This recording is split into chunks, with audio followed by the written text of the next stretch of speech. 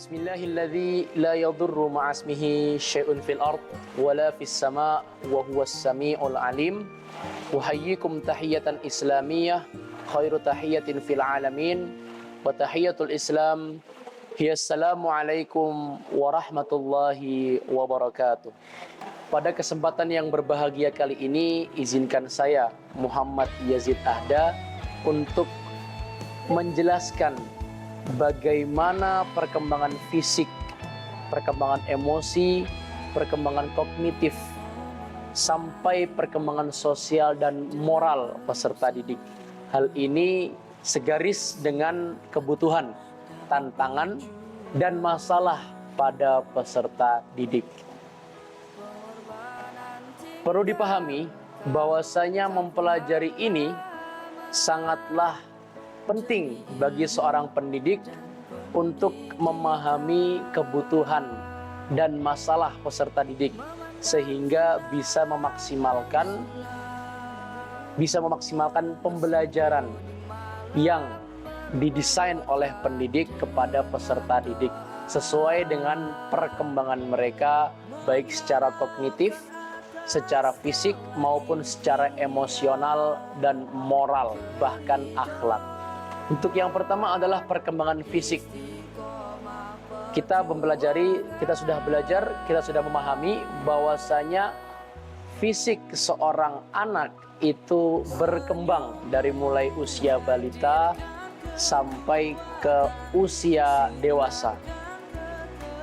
Hal ini bisa dimanfaatkan oleh pendidik untuk memaksimalkan efisiensi dan efektivitas pelajaran atau didikan yang ditujukan kepada peserta didik oleh pendidik sesuai dengan perkembangan fisik mereka.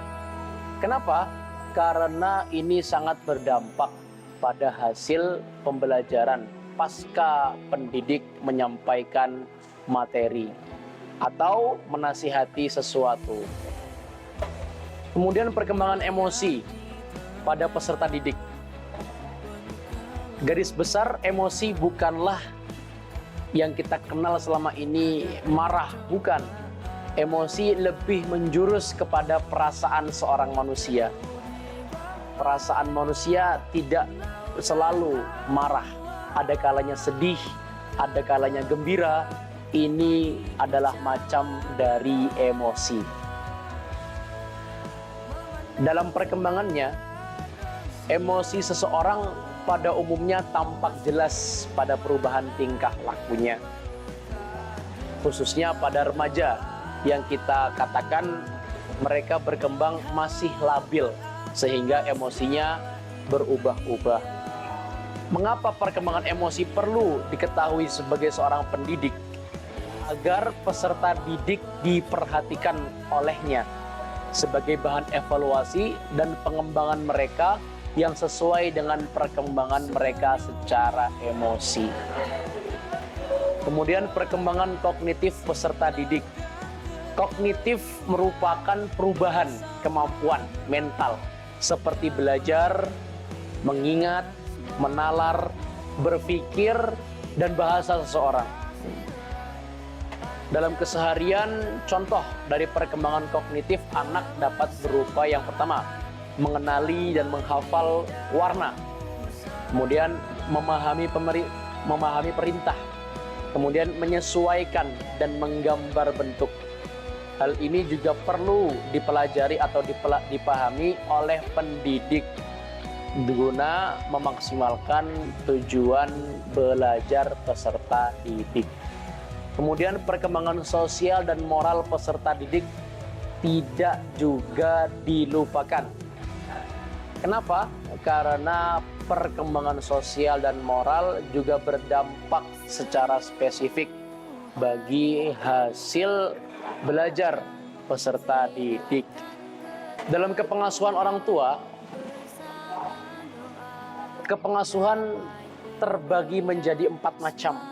Yang pertama yaitu pengasuhan otoriter, yang kedua pengasuhan otoritatif, kemudian yang ketiga adalah pengasuhan lalai, Dan terakhir adalah pengasuhan permisif.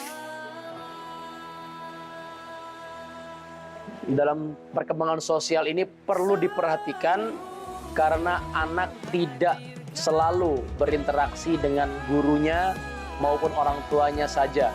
Namun bagaimana cara dia bersosial di masyarakat, bagaimana cara dia bergaul dan berkomunikasi dengan temannya, bahkan kakak ataupun adik kelasnya, itu juga sangat berpengaruh pada hasil didikan. Pada akhirnya, siswa atau yang kita kenal sebagai pelajar itu mempunyai kebutuhan, tantangan, dan permasalahan yang berbeda-beda. Oleh karena itu, kita sebagai pendidik dituntut untuk memahami hal tersebut agar dapat memaksimalkan proses pembelajaran akademik, moral, dan juga spiritual mereka. Semua hal ini tidak terlepas untuk mengembangkan potensi yang ada dalam diri peserta didik, walaupun berangkat dari kepribadian secara fisik, mental, kebutuhan, masalah, tantangan, emosi, kognitif mereka yang berbeda-beda. Mungkin cukup sekian apa yang bisa kami pribadi sampaikan. Kurang dan lebihnya kami pribadi mohon maaf. Wabillahi taufiq wal hidayah wal ridha wal inayah. Narju lil jami' at-taufiq wat tafawuq wan najah. Wassalamualaikum warahmatullahi wabarakatuh.